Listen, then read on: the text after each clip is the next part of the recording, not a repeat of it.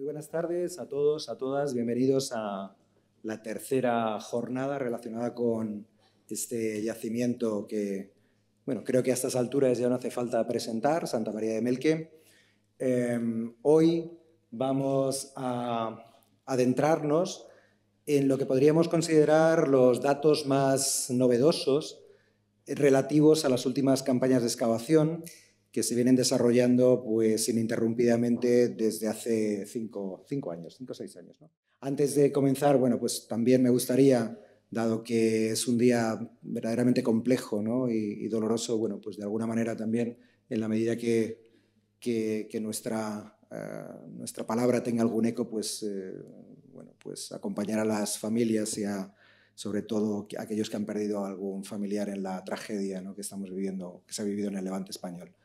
Dicho esto, vamos a comenzar, como les digo, tratando de enseñarles cuáles son los últimos hallazgos y las fórmulas en las que estamos trabajando desde el punto de vista metodológico en Santa María de Melque. Para ello, la primera exposición va a correr a cargo de María Ángeles Utrero Agudo, José Ignacio Murillo Frajero y, aunque no nos acompaña, Rafael Martín Talaverano, que nos van a hablar, bueno, de la excavación a la interpretación de este registro arqueológico en Melque.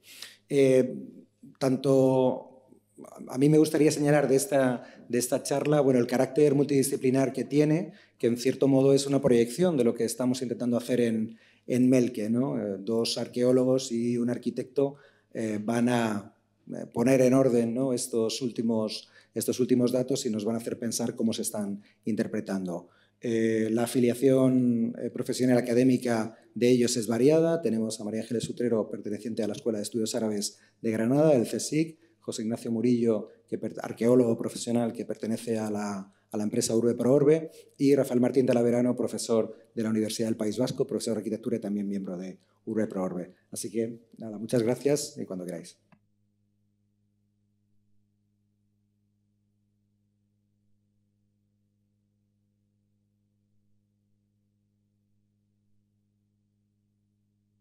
Buenas tardes a todos. Gracias al doctor Moreno por la presentación.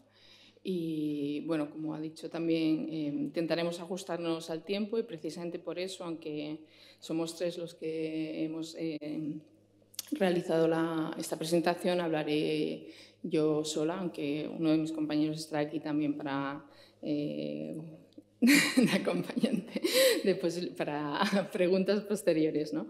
Para aprovechar el tiempo. Como ha dicho el doctor Moreno, iniciamos hoy la tercera sesión de este curso y de conferencias que se acoge el MAN y que conmemora los 50 años de investigación, como ya bien saben, en el conjunto de Santa María de Melque. La relevancia de este yacimiento, por supuesto, después de ya varias sesiones, ha sido defendida en ponencias previas que, bueno, viendo el programa, se han ocupado de la historiografía científica y personal, de la cultura material y de la interpretación histórica del lugar. Presentaciones sobre las cuales partimos nosotros y ya las podemos utilizar como base, ¿no? Ya sabemos, por tanto, que Melque forma parte de un monasterio mozárabe fundado en la segunda mitad del VIII, que ocupa una amplia parcela delimitada por una cerca que está regada por dos arroyos cuyos cauces envasan 4 presas en diferentes momentos de su historia y que cuenta además con un espacio arquitectónico monástico que se articula en dos grandes patios, que es lo que les marco en rojo. El llamado patio superior rodea además la iglesia monumental, que supongo que además gran parte de ustedes pudieron ver en la visita de hace 2 semanas, como bien saben, construida y abovedada en piedra y de hecho el único elemento en pie que queda del conjunto de Melque. Pues bueno, empezaré siendo un poco rebelde, ¿no? Si ya sabemos todo esto, ¿para qué tenemos que investigar Melque? ¿Por qué debemos seguir investigando Melque? La pregunta no es nada inocente y desde luego pretende llamar la atención sobre la realidad del conocimiento de este yacimiento y de cómo su análisis es aún un proceso en marcha, que esperemos que continúe en marcha, siempre que contemos con recursos para ello, y que por este motivo nos queda un buen rato, digamos, y mucho trabajo para llegar a interpretarlo. tal vez 50 años más de arqueología, ¿no? Así que les invito a vernos dentro de 50 años de nuevo en otra sesión. Teniendo en cuenta que estamos en el marco de un curso, algo que me parece también muy importante, me gustaría responder a esta pregunta a través de 3 puntos principales, ¿no? Primero, realizando un recorrido metodológico de la historiografía. Ya sé que la historiografía ha sido tratada extensamente en las ponencias previas, pero me parece importante detenerme en algunos hitos que permiten explicar la evolución metodológica e interpretativa del yacimiento, ¿no? Segundo, describir el yacimiento de 2004, el que hoy existe o el que hoy pensamos o imaginamos los que estamos trabajando allí, que en cierta manera buena parte estamos hoy aquí en esta mesa sentados, ¿no? Y tercero, presentar los últimos resultados arqueológicos que estamos obteniendo gracias a las 3 campañas de excavación realizadas en los últimos 3 años y, bueno, de hecho, el viernes pasado terminamos la última campaña, por lo tanto, no son los últimos, pero, bueno, son los penúltimos resultados. Esta última parte intenta, además, tiene la intención adicional de ser el marco para que los compañeros que me siguen posteriormente puedan, que se van a dedicar a la presentación de los análisis de la cultura material, puedan utilizar mi ponencia, mi secuencia como marco en el que moverse, ¿no? Y estos 3 puntos en conjunto pretenden, sobre todo, realizar un recorrido secuencial por la investigación y por el yacimiento, de modo paralelo, moviéndonos del análisis a la interpretación. Empezamos por la historiografía metodológica. Como bien saben, la historiografía se diferencia de la historia de la investigación en que tiene en cuenta el contexto científico y metodológico en el que emergen las hipótesis que van modificando nuestra visión del objeto. Sin contexto, igual que nos pasa en la arqueología, corremos el riesgo de ser injustos al valorar los estudios que nos preceden y de equivocarnos al interpretarlos. Como bien saben, la historiografía de Mielke comienza con El Conde de Cedillo y su publicación de 1907, cuando, cito sus palabras, por casualidad, llega a conocer un monumento desconocido, hasta ahora completamente ignorado por la moderna ciencia arqueológica. Subrayo estos términos porque me parece muy importante ver cómo hace un siglo ya estamos hablando de arqueología, aunque no es la arqueología que actualmente desarrollamos. Esta cuestión, de hecho, le indigna mucho al conde Cedillo y repite que tal es el olvidado monumento de Mielke, que ha dicho de él la arqueología, nada o poco menos que nada. Y reclama que intentemos, de alguna manera, llenar esa laguna con la arqueología, con nuestra arqueología, emprendiendo un ensayo crítico que ayude a fijar la época y la filiación del edificio. Los términos de arqueología y monumento se repiten a partes iguales en su trabajo, que reflejan sus palabras desde una visión, digamos, desde ahora, desde la visión que nos da el presente. En primer lugar, que el conde de Cedillo no ve ni un monasterio ni un yacimiento, ve solamente un monumento, que es la iglesia. Segundo, que la arqueología es para él un ejercicio de descripción de todos los elementos que componen el edificio y que la arqueología tiene un objetivo principal, que es datar. Mielke es, de hecho, un acertijo, un juego de niños, podríamos decir, ¿no? Una iglesia que por su aparejo y sus macizos se parece a lo romano, por la disposición de sus departamentos secundarios a lo latino, por su planta a lo bizantino, por la contextura de sus arcos a lo visigodo y a lo árabe primario, por sus bóvedas, su cúpula y sus semicolumnas a lo románico, por el modo de ejecución a lo bárbaro, por otros detalles a varios de aquellos artes. ¿Qué es? Acertijo que se resuelve precisamente mediante la comparación con otros monumentos, y vuelvo a señalar la palabra monumentos, que entonces se conocen. Monumentos que en su mayoría son, sin embargo, ya de dudosa cronología. El debate de edificios visigodos o mozárabes no es una novedad de los últimos 50 años, sino que es un debate que se remonta casi al inicio del hallazgo de estos edificios. Él los compara con iglesias como Bamba, Van de Baños, iglesias que ya entonces sus contemporáneos, Gómez Moreno, Villamil, Olán Pérez, ya discuten como visigodas a mozárabes. Esta comparación le hace concluir que Melque es un monumento, vuelvo a decir la palabra monumento, mozárabe, tal vez erigido en los siglos IX o X por Alarife, moro o cristiano. Esta precisión me parece fundamental porque es una precisión que la investigación posterior ha perdido al equiparar erróneamente, desde mi punto de vista, tecnología, confesionalidad y tipo de edificio, porque lo que sí sabemos ahora es que tanto los operarios cristianos como musulmanes podían construir edificios cristianos, ¿no? La tecnología no es confesional. El concepto de monumento singular y el método descriptivo y comparativo son también propios, como no, del gran estudio de Gómez Moreno, tanto de su síntesis de arqueología mozárabe del año 1913, aunque no se llame nada de error, el término de arqueología aparece únicamente en el título, no lo volvemos a encontrar en ninguna parte del texto, como de su monografía sobre las iglesias mozárabes, ¿no? La cronología de Melque es, en su opinión, muy difícil de precisar, y es la ausencia de la escultura el argumento principal para datar el edificio en época mozárabe, ¿no? Nos dice que Melque no tiene el mármol de los edificios toledanos del siglo VII, que no tiene la exuberancia decorativa de otros edificios que él considera que son seguros del siglo VII. De hecho, a Gómez Moreno le llama mucho la atención que haya una diferencia de calidad entre la construcción del edificio y la pobreza de la decoración del edificio, ¿no? Observación que justifica la idea de que, y cito sus palabras, Melque es un remedo bárbaro de obras bizantino-godas con caracteres propios del IX. Dicho de otro modo, lo bueno y lo tradicional de Melque es visigodo, lo malo se debe a lo posterior. Aunque Gómez Moreno ya, digamos, da un pequeño paso y levanta ligeramente la vista del edificio y habla de las posibles rutas romanas que acaban allí y habla de las presas, ¿no? Las cuales duda también de nuevo de su cronología. Pero como conde Cedillo, de nuevo me parece importante subrayar que no habla ni de monasterio ni de yacimiento, únicamente habla de la iglesia. No existe nada más en Melque todavía, ¿no?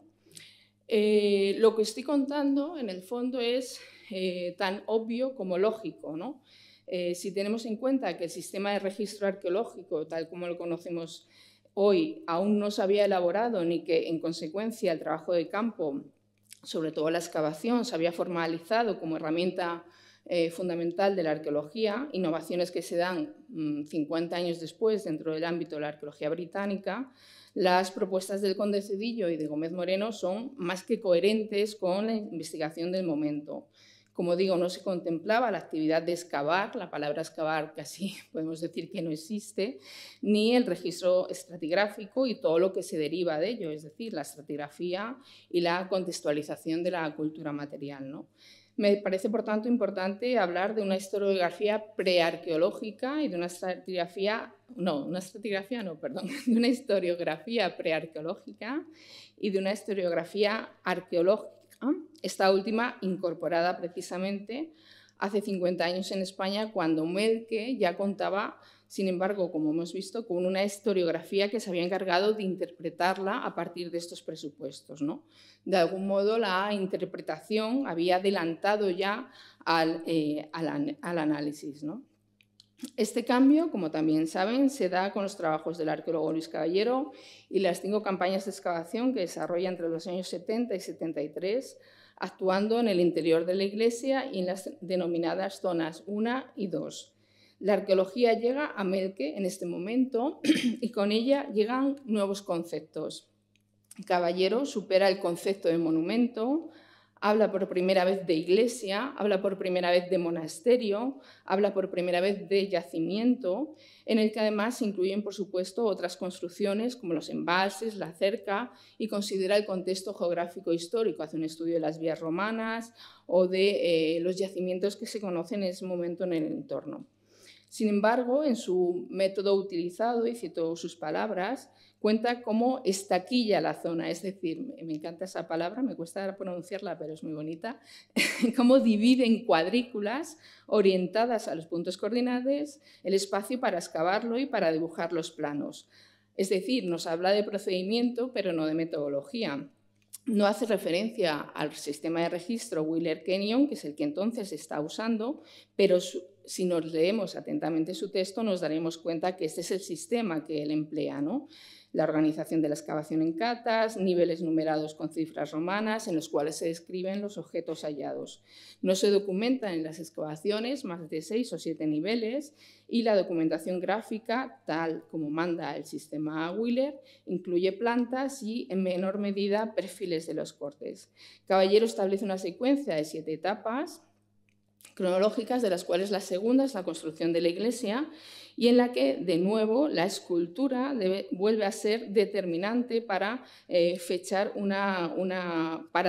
otorgar al yacimiento una fecha visigoda, con afirmaciones además muy rotundas en las que nos viene a decir la escultura es visigoda, ¿no? Esta es la diferencia principal a nivel conceptual, que no metodológico, obviamente, frente a los trabajos anteriores. Y también la comparación con las iglesias de Santa Comba de Bande y San Pedro de la Mata, que aparecen en el propio título, confirman esta cronología. Pero la innovación llega de nuevo de la mano del arqueólogo Luis Caballero con el aterrizaje, la introducción de la arqueología estratigráfica en las intervenciones de los años 90, cuando se excava el entorno inmediato de la iglesia, acompañado además de otra innovación técnica, que es la incorporación de la documentación fotogramétrica para registrar la excavación al detalle, ¿no? Incorpora entonces la arqueometría, los análisis de carbono 14, la termoluminiscencia de materiales, la arqueobotánica, el estudio del paisaje de un modo también estratificado, valiéndose para ello de la prospección como herramienta principal. Análisis que, por lo tanto, significan también un paso metodológico fundamental, porque se intentan abordar aspectos relacionados con la producción del lugar e incorporar datos cronológicos absolutos a la secuencia relativa. Melque pasa en este momento, desde mi punto de vista, de ser un monasterio a un yacimiento o, tal como propone el propio Luis Caballero, un complejo productivo. Este rápido recorrido evidencia cómo Melque ha pasado, como la Melque de hace un siglo no es la Melque de ahora, como Melque ha pasado de ser un monumento a un yacimiento, de ser descrito a ser analizado arqueológicamente. Un lugar, por lo tanto, que ya nada tiene que ver con el que descubrió el conde Cedillo en 1907, en el que reclamaba la aplicación de la arqueología, y una arqueología, la arqueología actual, que tampoco tiene nada que ver con la que él practicaba o demandaba para el monumento de Melque. Por supuesto, gracias y mucho a los trabajos de Luis Caballero, nuestro punto de partida hoy es diferente. Ya no nos preocupa si el yacimiento tiene un origen visigodo o mozárabe, estamos seguros, o todos los seguros que podamos estar, de que su origen se remonta a mediados del siglo VIII, y tampoco nos cuestionamos si el lugar es un monasterio, también estamos seguros de ellos. Nuestro punto de partida es otro, repito, gracias a los trabajos de Caballero. Lo que nos preocupa, es decir, las preguntas que ahora nos llevan a seguir investigando Melque, se pueden resumir de la siguiente manera, ¿no? Primero, conocer cómo era el monasterio, cómo era la configuración arquitectónica y espacial del monasterio originario, entender la relación o la secuencia de los edificios y espacios, entendidos unos como espacios cerrados y otros abiertos, identificar si es posible sus funciones dentro del esquema general de lo que pudo ser el plano, vamos a decirlo así, del monasterio. En segundo lugar, lógicamente, reconocer, identificar la secuencia constructiva desde el momento originario hasta el abandono, con la intención de reconstruir toda la vida completa del lugar, sus cambios de uso y de habitantes, pues la arqueología no va de objetos, sino que va de sociedades, ¿no? Y tercero, comenzar a entender el yacimiento en su contexto geográfico y temporal y poder medir el impacto que la implantación de un tipo de asentamiento como el de Melke, como cualquier asentamiento humano en realidad, tiene en su entorno inmediato. Melke, dicho de otra manera, es o puede ser la punta del iceberg de un paisaje monástico que todavía está por estudiar. De este modo, creo que Melke es el punto central en el que se cruzan metafóricamente, me gustaría decir, dos yacimientos que podemos definir de la siguiente manera. El yacimiento vertical, vamos a llamarlo así, el yacimiento que va desde el sustrato geológico hasta el punto más alto de la torre. Todo es estratigrafía, no solo la excavación, y la iglesia, como otras estructuras, forma parte de ella. Para analizarlo, pues es que no veo la imagen, no sé dónde voy. Para analizarlo se incorpora o hemos incorporado la arqueología de la arquitectura para entender no solo las fases y procedimientos constructivos, sino también todo tipo de estructuras relacionadas. Y seguimos contando, como ya también lo hiciese el doctor Caballero en los años 90, con la arqueobiología, con la caracterización de materiales, con el estudio de la cultura material, es decir, con todas las analíticas asociadas al propio proceso de excavación y que ayudan a caracterizar la función de los espacios, los recursos agrícolas y animales, de los que luego también les hablarán detenidamente, durante la vida del yacimiento, no solo en su momento originario.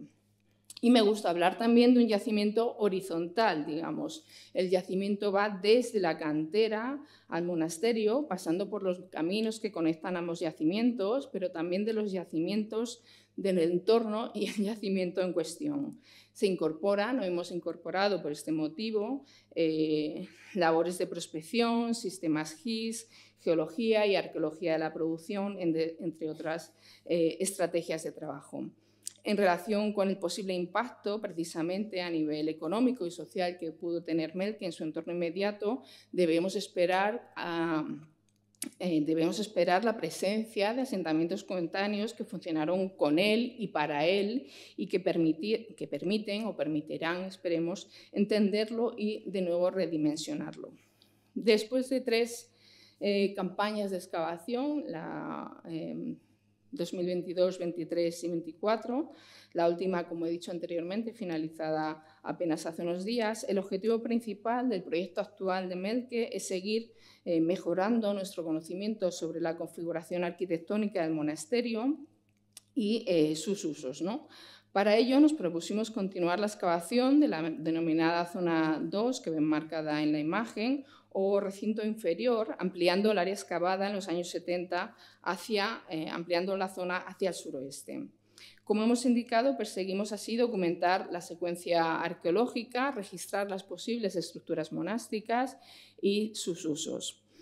El registro arqueológico efectuado hasta hoy identifica unas 300 unidades estratigráficas solamente en la excavación. A esta habría que sumar todas las unidades del estudio de las presas, el estudio del propio edificio, y dibuja una secuencia relativa provisional de estas 10 etapas histórico-constructivas, ¿no?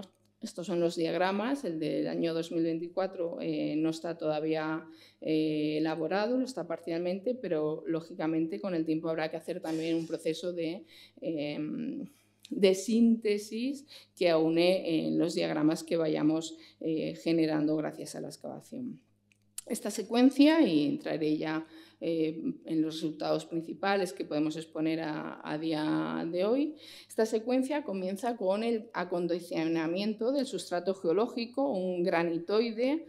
Bueno, aquí ha sido fundamental, desde luego, la labor del compañero geólogo Enrique Álvarez, que participa, creo, en la última sesión del curso, y por lo tanto tampoco haré el spoiler de su trabajo, pero un granitoide, como digo, alterado con diques apríticos, fáciles de trabajar por sus características, que permiten obtener una plataforma más o menos regular, aunque se mantiene, de nuevo, si estuvieron en la visita hace 2 semanas, se darían cuenta, la caída natural del terreno hacia el este, sobre el cual se construye el conjunto monástico, ¿no?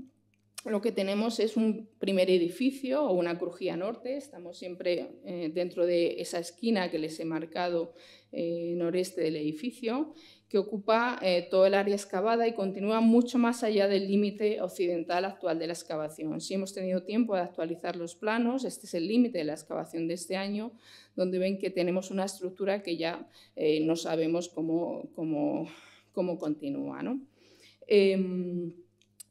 Lo que tenemos es una crujía con más de 30 metros de longitud, 5 metros de ancho, que se cierra al este por un muro reforzado por una pareja de contrafuertes, al norte por un muro de mampostería y mortero de unos 80 centímetros de grosor y al sur por un sistema de, perdí el ratón, perdón, 4 pilares más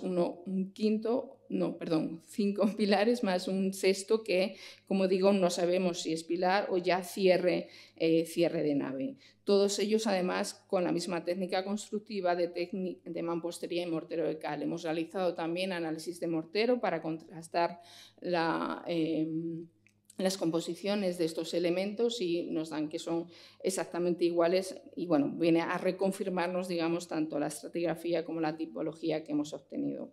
Estos soportes distan entre sí casi 3,5 metros, generando de este modo unos amplios pasos que debieron salvarse con dinteles y que estaban completamente abiertos, como evidencia además la ausencia de huellas de posibles cierres tanto en los frentes de los pilares como en el propio suelo. Los muros y soportes se cimentan directamente haciendo zanjas cortadas en el eje geológico que les he descrito. Esta estancia se proyectó y construyó de manera conjunta con una canalización, que es la que, bueno, en la imagen anterior, ven aquí. Esto es una sección del recorrido longitudinal y transversalmente. Una canalización que es un elemento independiente de 18 metros de longitud que discurre también este-oeste con una profundidad aproximada de unos 60 centímetros en esta cota y unos 2 metros en la cota más oriental. Una anchura de 30 centímetros que por ahora es el principal inconveniente que tenemos para excavar esta canal de manera estratigráfica y sin perder a ningún miembro del equipo, por lo que todavía veremos cómo podremos excavarlo. Se trata de una canalización con una acusada pendiente de un 23%, que desagua fuera del conjunto por un drenaje cubierto de grandes losas, que, bueno, de nuevo, perdonen, es esto que ven aquí, que también justo es esto lo hemos hecho en el sondeo de este año porque necesitábamos saber qué ocurría con el canal y lo que vemos es que el canal pasa debajo del muro y está cubierto por una serie de losas. Esta estructura, como decía antes, ocupa la mitad norte de la crujía. Hemos perdido su remate superior, por lo que ignoramos si estaba cerrado, y gracias a la documentación de un gran hueco hacia su zona central, 5 minutos, fenomenal, se ha podido reconocer, digamos, la estructura del canal. Sus muros de 80 centímetros de grosor se ejecutan de nuevo en la misma técnica constructiva de mampostería y cal.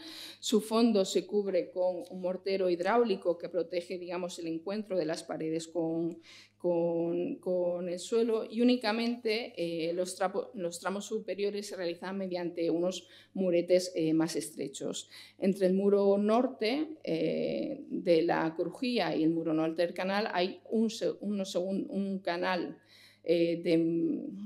de escasa profundidad, de unos 20 centímetros de profundidad, cubierto completamente con capa de mortero.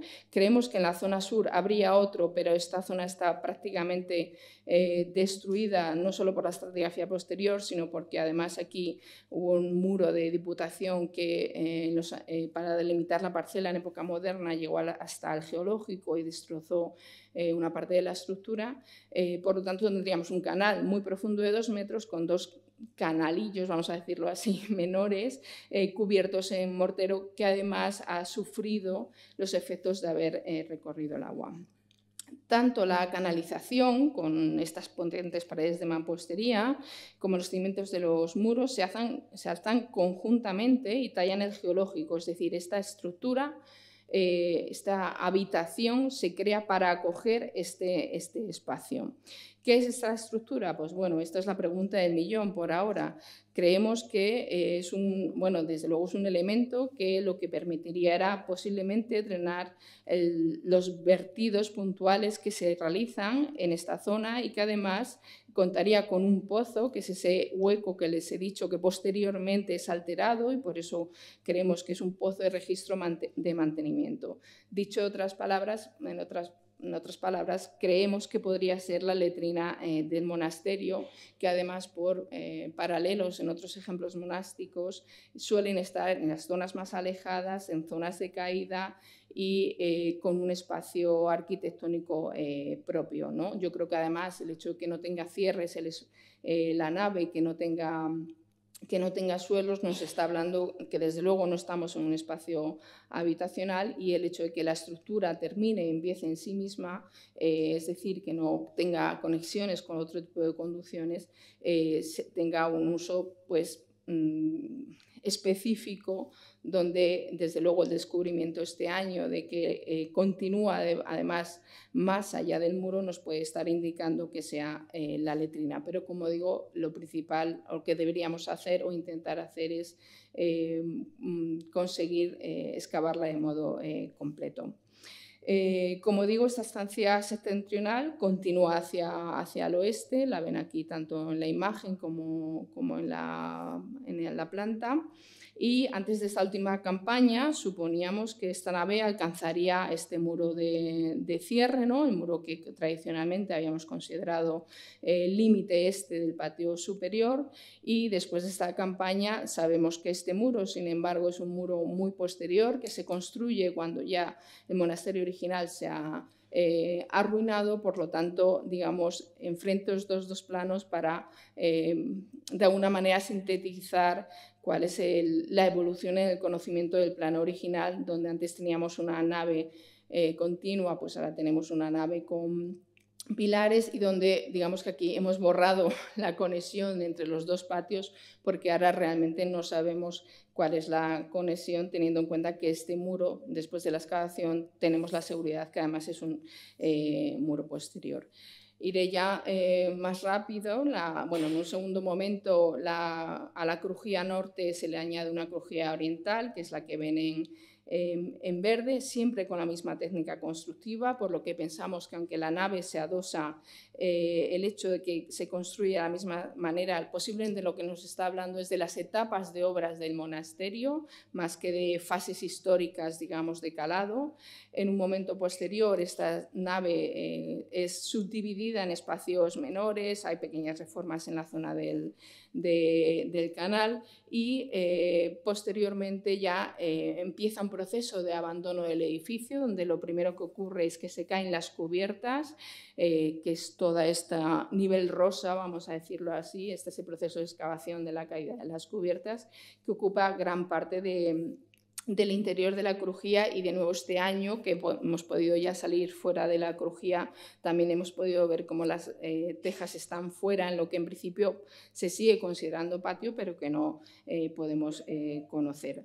Esto es importante porque la cubierta de tejas, al arruinarse, amortiza el canal. Por lo tanto, el relleno del canal es el relleno que tiene la cultura material del último uso del edificio, de ahí la importancia de su excavación, y además es donde tenemos los materiales más ricos, como creo que también mostrarán ahora mis compañeras. Una vez arruinadas las cubiertas de tejas, el lugar es ocupado por diferentes cabañas que podemos identificar. Por ejemplo, aquí podemos ver una en el plano ya dibujada, por los huecos de poste, por los fondos, y además por una serie de hogares que nos indican un uso bastante prolongado de esta ocupación de cabañas, de lo que los arqueólogos británicos llamarían los squatters también, ¿no? Este año, por ejemplo, este es uno de los hornos que hemos excavado este año, con una moldura muy bien definida, bueno, en realidad bastante cuidado. Y en un segundo momento posterior, cuando ya esta fase de cabañas, vamos a decirlo así, se ha abandonado, el edificio se arruina completamente, es cuando ya se caen todos los muros, que es este nivel azul, digamos, y viene ya la ruina definitiva del lugar. Esta secuencia, apresuradamente contada y bueno, teniendo en cuenta ahora que mis compañeros completarán un poco las dataciones y los usos que revelan estas etapas. En cualquier caso, lo que revelan es una vida posiblemente muy corta del monasterio. No parece que pueda pasar más de un siglo cuando se arruinan las cubiertas de teja, y el uso, por el contrario, muy prolongado de un conjunto arquitectónico semiarruinado por los habitantes de las cabañas. Y como digo ahora, los materiales cerámicos nos ayudarán a precisar esta cronología. Para terminar, y bueno, para hacer una pequeña moraleja, ¿no? Si Gómez Moreno hubiese excavado Melque y hallado escultura decorativa, seguramente habría propuesto una datación visigoda del monumento que él observó. Y si Caballero no hubiese excavado Melque hace 50 años, pues a lo mejor habría defendido la cronología mozárabe de Gómez Moreno. Pero ambas cosas no sucedieron, afortunadamente o no, y la excavación, ausente primero, presente después, Willeriana primero, Harrisiana después, digamos, marcaron el devenir historiográfico, conceptual y metodológico de un yacimiento que he intentado mostrar hoy aquí, aunque de manera un poco apresurada, que es mucho más que un monasterio, ¿no? Y que creo además que en el que la arqueología ha tenido y tiene la llave para seguir primero analizándolo y después interpretándolo, y espero que nunca al revés. Y muchas gracias.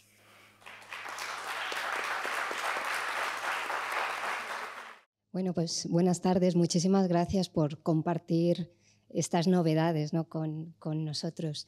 Me ha surgido una duda, tal vez es que he anotado mal la referencia cronológica, pero si no he entendido mal, esa etapa quinta en la que hay evidencias de un cierto cambio de alimentación, esos animales tan jóvenes, sin embargo, equivale a la horquilla cronológica siglo X-XI. ¿Es así? Sí, hoy por hoy es eso, sí, porque lo que tenemos son nuestros materiales del canal, que sería ya esa etapa de ruina y de amortización del canal con estos restos faunísticos que se depositan allí. No, y pensando en lo que nos planteaba María Ángeles, que la vida del monasterio había sido relativamente corta, que aproximadamente un siglo, ¿no?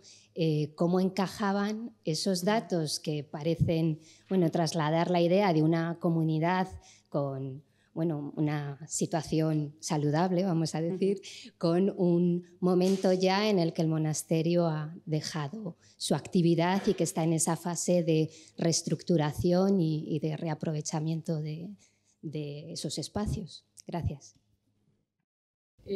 Bueno, yo creo que hay que tener en cuenta varias cosas, ¿no? Como mostraba antes, de hecho, los diagramas, ¿no? Las etapas las vamos ajustando cada año, ¿no? No pensamos lo mismo, digamos, del diagrama de la primera campaña a la última, ¿no?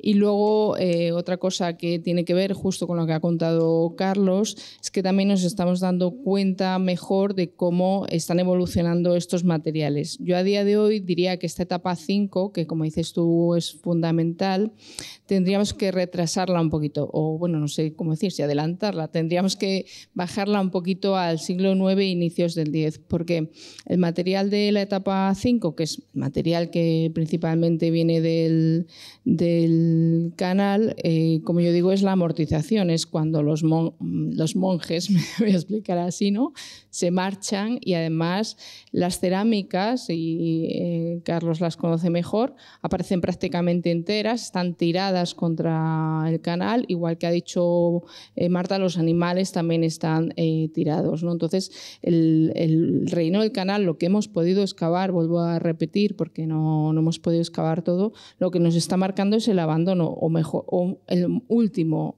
momento, ¿no?